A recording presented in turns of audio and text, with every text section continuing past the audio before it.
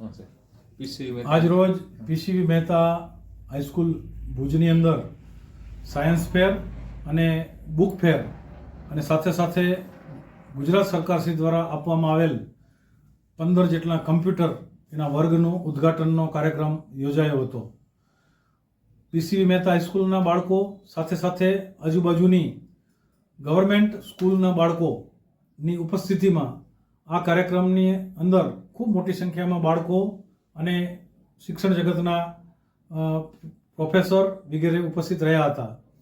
આજે અહીંના બાળકોએ જે કેટલાક પ્રયોગો બનાવ્યા છે અને પોતાની સ્વ ઉગતથી જે પ્રયોગો અહીં મૂક્યા છે એ જોવા માટે હું આજુબાજુના વિદ્યાર્થીઓને આહવાન કરું છું. અને આ સાયન્સ ફેર અને બુક ફેર એ 2 દિવસ અહીં ચાલવાનો છે. બુક ફેર જે છે બુકનું પ્રદર્શની રાખી છે.